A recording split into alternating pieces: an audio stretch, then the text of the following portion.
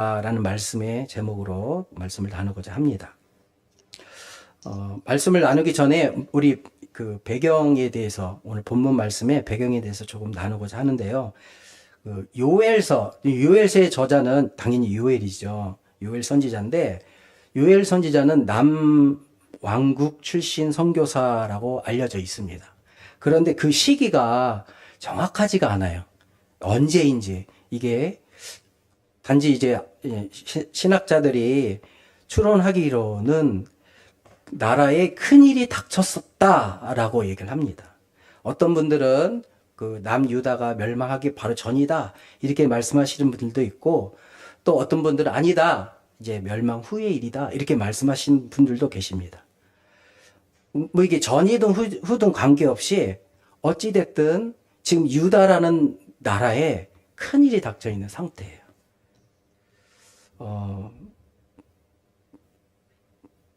이러면 안 되는데요. 벌써부터 이게, 안 보입니다.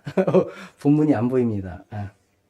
이, 우리나라, 대한민국만을 생각해도, 70년 전에 전쟁이 있었지 않습니까? 이때 우리나라가 어떤 상태인데, 경제적으로도 큰일이었고요. 문화적으로도 큰일이었어요. 왜냐하면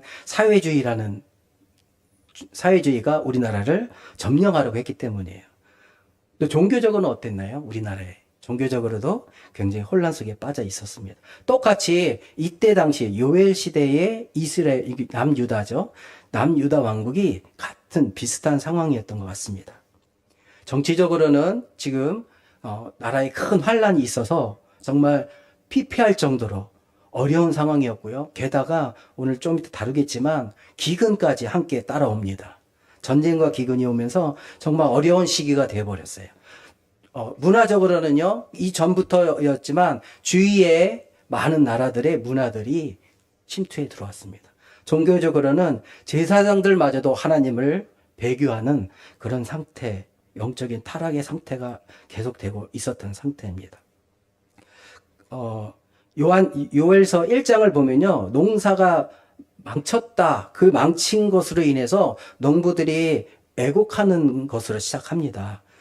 그런데 그 원인을 보면요, 저희 본문은 아니지만 1장 6절에 보면 다른 민족이 내 땅에 올라왔다 이런 식으로 표현해요.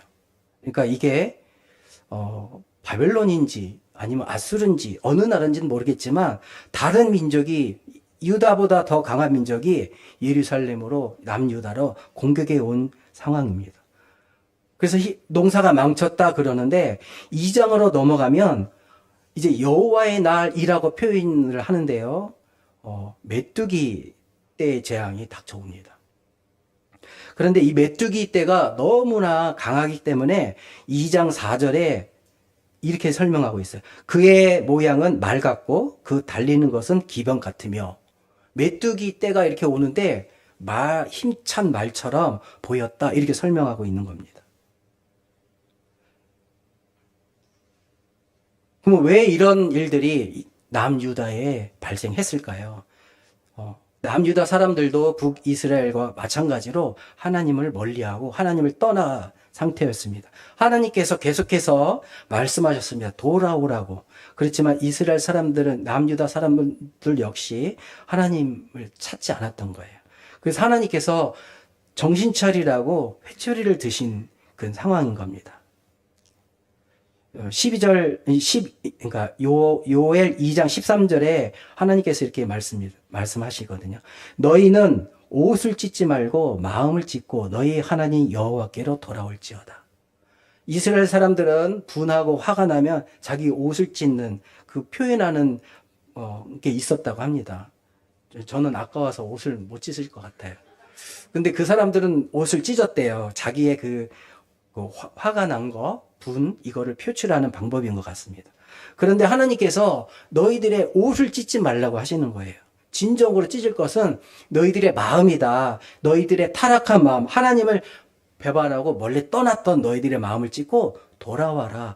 그는 은혜로우시며 자비로우시며 노하기를 더디하시며 인애가 크사 뜻을 돌이켜 재앙을 내리지 아니하시리나니, 이렇게 말씀하고 계세요.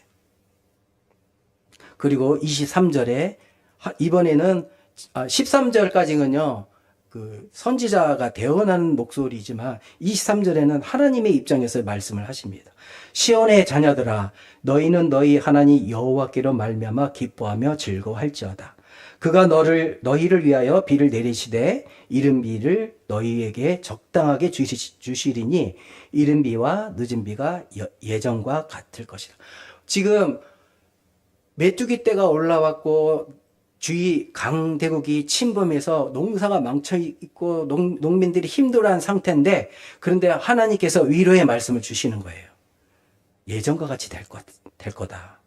그런즉 27절에 그런즉 내가 이스라엘 가운데 있어 너희 하나님 여호와가 되고 다른 이가 없는 줄을 너희가 알 것이라. 내 백성이 영원히 수치를 당하지 아니하리로다. 이렇게 하나님께서 이스라엘 사람들에게 강하게 축복의 말씀을 하고 계시는 겁니다. 그게 오늘 본문의 바로 앞절까지예요. 근데 28절 오늘 본문 말씀을 보면요, 그 후에 이렇게 표현이 돼요. 그 후에 내가 내 영을 만민에게 부어주겠다. 그 후에 부어주겠다는 거예요. 그러면 그 후는 언젠가요? 그 후가 있으면 그 전이 있을 거잖아요. 그죠? 그 전이 뭐예요? 바로 27절인 거예요. 내가 이스라엘 가운데 있어 너희 하나님 여호와가 되고 다른 이가 없는 줄을 너희가 알 것이다. 이스라엘 백성들이 비록 지금은 타락하고 하나님을 배반하고 멀리 떠나 있는 상태였지만, 그러나 너희들에게 회복의 은사를 줄 거다. 너희는 영원히 수치를 당하지 않게 될 거다. 그 후에 내가 너희들에게 내 영을 만민에게 부어주겠다. 이렇게 말씀하시는 거예요. 근데 저는 설교를 준비하면서 이해가 잘 안 됐어요. 이 부분에 대해서. 왜냐하면 28절은요, 오늘 성령 강림 주일이잖아요. 성령 강림에 대한 예언의 부분이거든요. 근데 이스라엘이 먼저 회복이 되고 수치를 당하지 않게 되고 성령을 주신다는 거예요. 그 문맥상 그렇게 나와서 이해가 안 됐어요. 근데 사람의 머리로 논리로 이해를 하려고 하니까 앞뒤가 안 맞게 보이는 거예요. 하나님께서는 우리에게 선한 마음을 미리 주셨어요. 하나님을 찾을 수 있는 마음을 미리 주셨어요.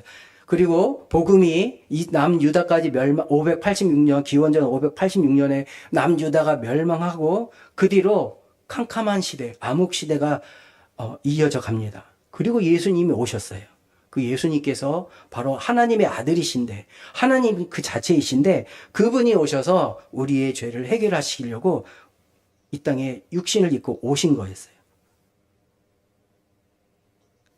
큰일 났습니다.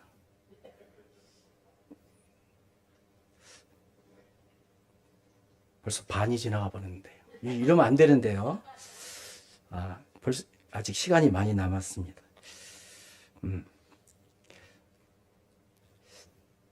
오늘 교회학교에서 저희가 오순절에 대해서 잠깐 나눴거든요. 자, 그럼 오순절이 뭐냐라고 했을 때, 순이라는 건 10을 나타내죠. 열을 나타내잖아요.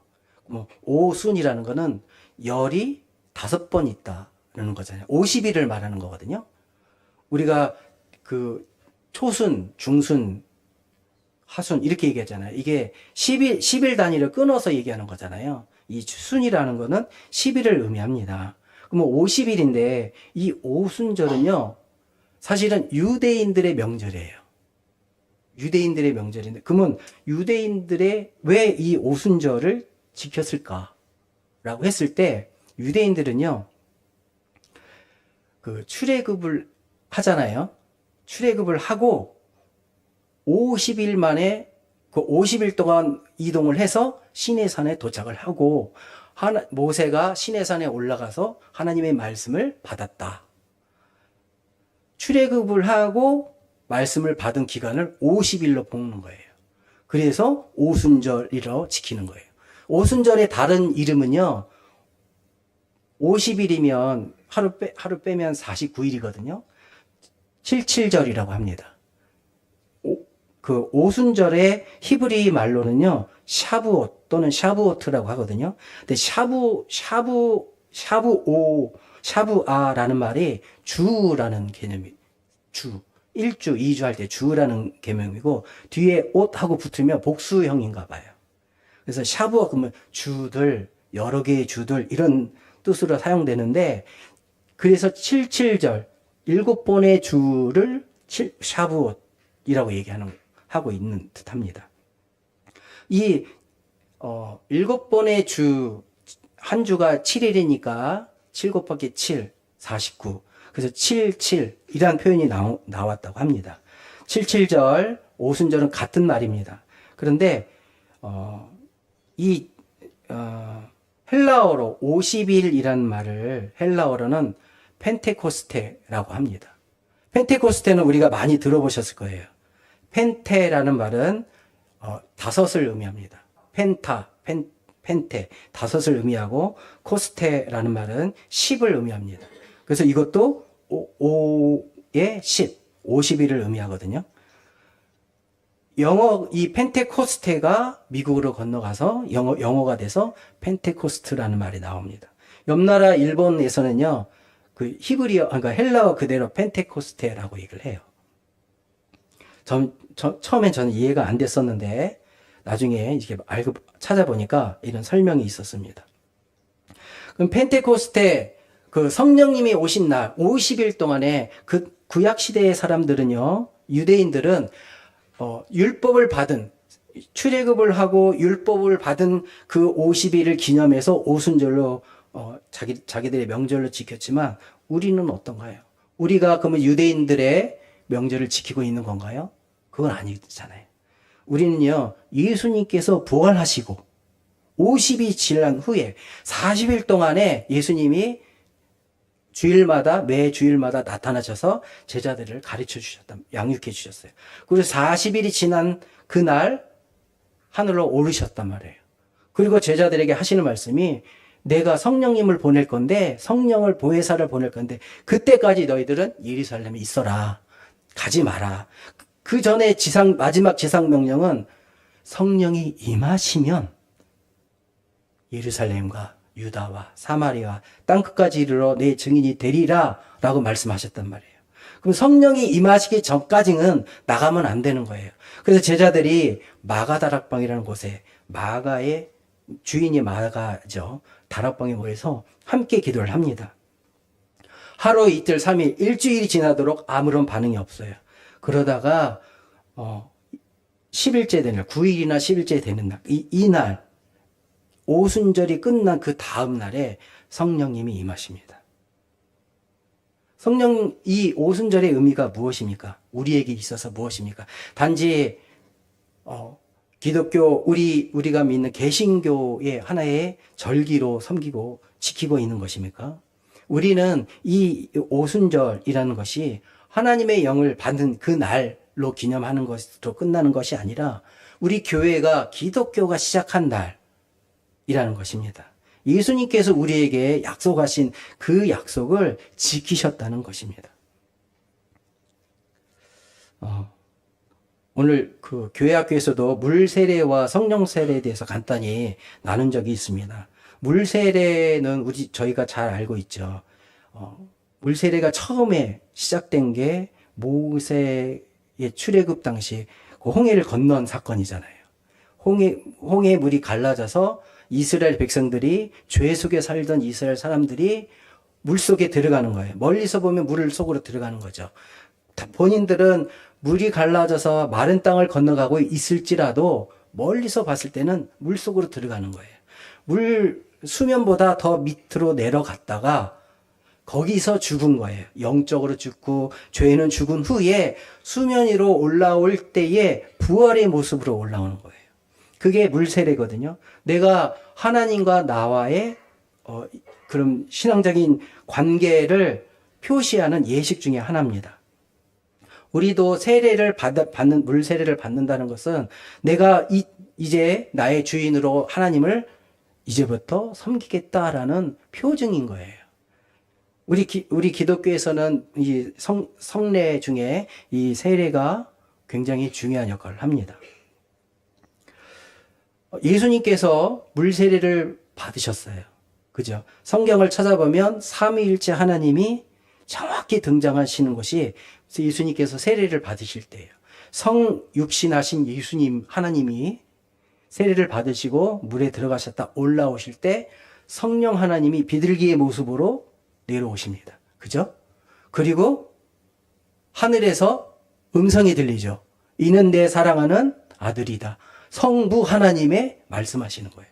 이 장면이 삼위일체 하나님의 함께 하시는 어쩌면 정확히 표현하시는 그런 말씀 중에 하나라는 거예요. 삼위일체 하나님이 비록 이제 신성에 대해서 하나이지만 이 사역에 대해서 나눠져 있지 않습니까? 아들로서 아버지로서 성령으로서 나눠져 있는데 이분이 동시에 함께 하심이 명확한 장면이라는 거예요. 예수님께서도 이처럼 물 세례를 중요시 여겼던 거예요. 예수님께서도 물 세례를 받으시고 사역을 시작하십니다. 그죠? 우리는요, 예수님께서 약속하신 성령 세례를 받고 교회가 시작됩니다. 그냥 제자들이 마음대로 이렇게 한 게 아니라요, 예수님의 말씀을 따라서 성령 세례를 받고 난 다음에 행하는 것입니다. 이처럼 성령 세례, 성령님이 우리 속에 임하시는 것이 우리에게 있어서 어마어마하게 중요한 일이라는 것입니다. 이런 일들을 하나님께서 영원 전부터 계획하시고 2000년 전에 행하셨다는 것입니다. 오늘 우리도 2000년 전에 계셨던 성령 하나님이 2000년이 지난 오늘 우리에게도 임하셨어요. 그시죠? 믿으시죠? 성령 하나님이 우리 속에 임하셨고, 제가 하나님을 믿고 삼일체 하나님을 믿고 예배를 드리고 찬양하며 나의 이 귀중한 시간을 하나님께 드리는 이 자체가 행위로서가 아니라는 거예요. 우리 속에 우리는 인지하지 못할지라도 우리 속에서 역사하시는 성령님이 행하시는 거예요. 우리가 지지난주에 충성교회 저녁예배 때 올레이션스 찬양 집회가 있었죠. 저도 갔었거든요. 근데 이제 예배당이 꽉 찼어요. 그리고 청년들이 저쪽에 왼쪽에 청년들이 있고 성도들이 쫙 있는데 하스데반 선교사님이 나와서 하시는데 전 깜짝 놀랐어요. 옛날만 생각했거든요. 머리가 희끗희끗하시고 머리가 이만큼 없으시고 청바지를 딱 진을 입고 나오셨는데 이게 미국식인가? 할 정도로. 근데 찬양이 시작되는데 저희가 청년의 시절 때 불렀던 그런 찬양들을 주옥 같은 찬양들을 막 부르시는데 감동으로 찬양하시는 분들이 다 권사님들, 다 장로님들, 집사님들인 거예요. 젊은 청년들은 모르는 찬양이듯 이렇게 멀뚱멀뚱 하는 청년도 있었어요. 근데 눈물을 흘리면서 찬양하는 분들이 더 연세가 어느 정도 드신 분들이에요. 그러면서 저도 같이 찬양하면서 제가 젊었을 때 30년 전에 청년의 시대 때 그것들이 막 흘러가는 거예요. 그러면서 우리가 청년의 시대 때 하나님을 향해 손을 들고 성령님 제가 여기 있습니다. 저를 써주세요라고 고백했던 시절이 있었구나. 근데 1년 결혼하고 자녀가 태어나고 1년, 2년 시간이 지나면서 세상에 찌들려서 살면서 그것을 잊어버린 게 아닌가. 근데 그런데도 여전히 우리는 교회에 나와서 이 중요한 시간에 남들은 밖에 나가서 놀고 즐기는 시간에 우리는 나와서 예배를 드린다는 거예요. 이게 성령님이 우리 속에서 역사하지 않으면 절대 이렇게 행할 수가 없다는 겁니다. 우리가 젊었을 때 만났던 성령님이 있다면 지금 저희 나이 때 역사하시는 성령님도 계시는데 이 성령님은요 2000년 전의 성령님이랑 동일하신 분이에요. 그리고 세상을 창조하실 창세기 1장 1절에 그 창세기 때 계셨던 성령님과 동일한 신분이에요. 그분이 그 하나님이 우리에게 오신 날이 오늘입니다는 거예요. 그래서 교회가 오늘 시작된 겁니다. 그런데 구약의 성령님과 신약의 성령님은 많이 다릅니다. 구약의 성령님은 한번 들어오셨다가 그 사역이 끝나면 떠나셨어요. 예를 들어 삼손을 생각해 보세요. 삼손은 성령님이 함께 하실 때 어떻게 했나요? 많은 사람들을 죽였죠. 원수들을 갚았어요. 사울왕은 어땠나요? 성령님이 있었을 때 정말 겸손했었어요. 근데 성령님이 떠나자 악신이 찾아왔어요. 그리고 결국은 자결을 했죠. 자기 스스로를 죽이는 거예요. 하나님의 성령님이 떠나면 그렇게 되는 겁니다. 그렇게 성령님은 오셨다가 떠났다면 구약의 성령님은 영원토록 함께 하신다. 약속하신 그 성령님이 우리에게 임하셨던 거예요. 우리에게 임하셨고 그 우리 속에 내재하고 계시는 거예요. 우리와 함께 계시는 거예요. 오늘 28절 말씀에 다시 한번 읽어보면요. 28절 그 후에 내가 내 영을 만민에게 부어주리니 너희 자녀들이 장래일을 말할 것이며 너희 늙은이들이 꿈을 꾸며 너희 젊은이들이 이성을 볼 것이며 만민에게 내 영을 부어주시겠다 하셨는데 이 만민은 세상 만민일까요? 그러면 모든 세상 만민들이 다 구원을 받는 그런 일이 일어날까요? 결코 그렇지 않다는 거예요. 세상 사람들은 우리가 예수님을 영접하고 성령 하나님이 우리를 부르시고 우리가 예수님을 영접하고 우리의 죄가 용서받은 후에야 우리가 이게 잘못됐구나라는 걸 우린 깨달았던 거죠. 세상에 살 때 저 밖에 있는 세상 사람들은요 이런 마음이 없어요.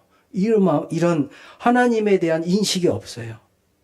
그러기에 만민이라고 모든 만민에게 부어주시기를 원하시지만 저들에게는 여전히 예수 그리스도를 모르는 죄가 있기 때문에 하나님을 알 수가 없는 거예요.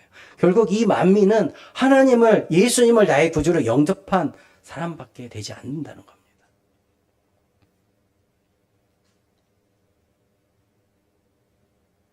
그런데 이 말씀을요, 지금 읽었던 이 말씀, 요한 2장 28절의 말씀을 고린도전서 12장 13절에 이렇게 말하고 있습니다. 고린도전서 12장 13절입니다. 같이 읽어볼까요? 시작. 우리가 유대인이나 헬라인이나 종이나 자유인이나 다 한 성령으로 세례를 받아 한 몸이 되었고 또 다 한 성령을 마시게 하셨느니라. 유대인, 하나님을 믿었던 유대인, 그 다음에 헬라인은 뭔가요? 이방인이죠? 우리와 같은 사람인 거예요. 죄에 실질적으로, 육체적으로 종이나 노예가 있을 수도 있어요. 하지만 죄의 종이 됐던 사람, 저 자유인, 이 모든 사람들이 한 성령으로 세례를 받았다고 하는 거예요. 그런데 감사하게 이들은 예수님을 나의 구주로 영접한 사람들이라는 겁니다. 이런 사람들 외에는 하나님의 나라에 들어갈 수가 없습니다. 좁은 길로 가라는 말씀이 예수님께서 그렇게 하신 말씀이 왜인가요? 세상 사람들에게는 너무나 넓고 큰 길이 많습니다. 가기 편한 고속도로 같은 길이 많아요. 그러나 우리가 믿음의 생활을 하면서 우리가 정말 힘들고 어려운 시기가 있지 않았습니까? 우리 목사님도 또 다치시고 빨리 나으셔야 됩니다. 가끔 우리 그 말씀을 이제 우리 성도들 중에 가끔 이렇게 교제할 때 하는 얘기지만 가까운 우리 친척의 나라, 저 북한만 보더라도요, 종교의 자유가 없습니다.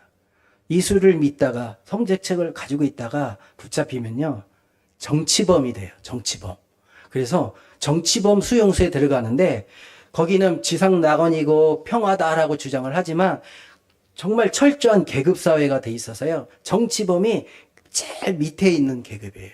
그래서 우리가 잘 알고 있는 아오지라는 곳이 있잖아요.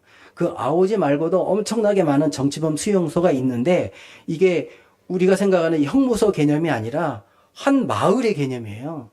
그곳에 들어가면요, 나오질 못한대요. 그리고 그곳에서 태어난 아이들은 아무것도 모르고 그냥 그 속에서 살아야 되는 거예요. 그 세상의 전부인지 알고 사는 겁니다. 이처럼 여전히 북한의 지하 교회 사람들은 목숨을 걸고 예수님을 믿고 있다는 거예요. 우리는 어떻습니까? 우리는 정말 이 편한 세상에 살고 있지 않습니까? 너무나 편해서 아파트 이름도 이 편한 세상이라고, 편한 아파트라고 하는 경우가 많은데, 우리는요, 믿음의 우리 선배들이 정말 피와 땀을 흘려서 눈물을 흘려서 지킨 이 나라에서 너무나 편하게 사는 것 같아요. 성령님의 도우심을 간구하지 않고 사는 경우가 많지 않은가 싶습니다. 너무나 물질주의가 팽배하지 않는가 싶습니다.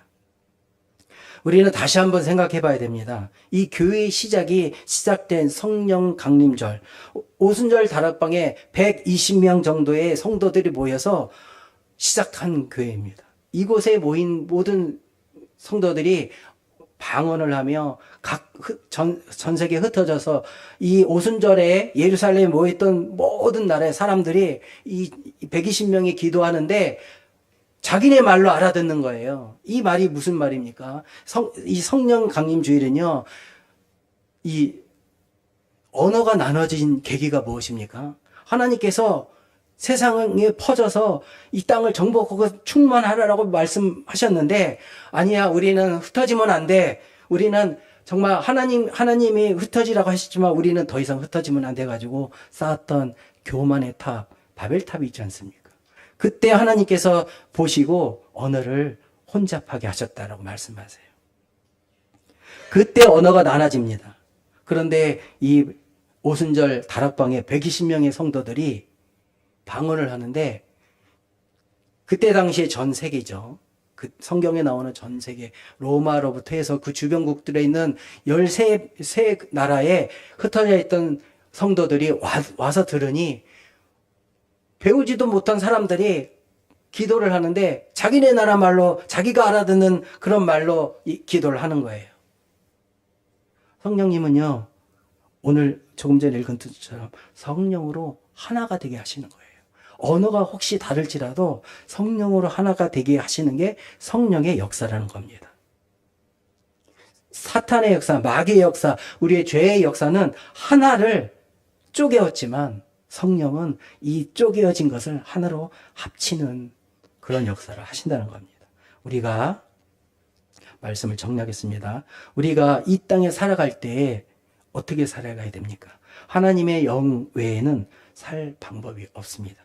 우리가 말씀을 읽는데 이 말씀 역시도 하나님의 영, 성령의 감동으로 되었다라고 말하고 있습니다. 우리가 성경을 읽으면 읽을수록 성령님을 알아갈 수 있는 거예요. 요엘 2장 32절입니다. 이렇게 같이 읽어볼까요? 시작.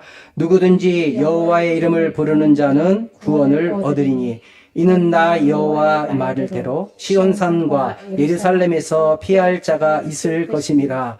남은 자 중요 나 여호와의 부름을 받은 자가 있을 것임이라. 누구든지 여호와의 이름을 부르는 자는 구원을 얻는다. 이거 어디서 많이 듣지 않았습니까? 예수님이 하신 말씀이에요.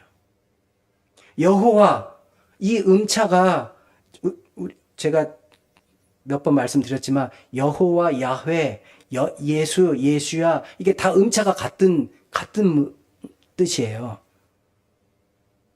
여호와라는 이름이, 우리는 이름이지만 이게 뭐예요? 모세가 주님의 이름이 무엇입니다라고 물어봤을 때 나는 스스로 존재하는 자다, 이렇게 말씀하신 거잖아요. 이름이 아닌 거예요. 스스로 계신 분이기 때문에 이름이 아닌 거예요. 우리 사람처럼 이름을 갖고 오신 하나님은 예수님밖에 없어요. 예수.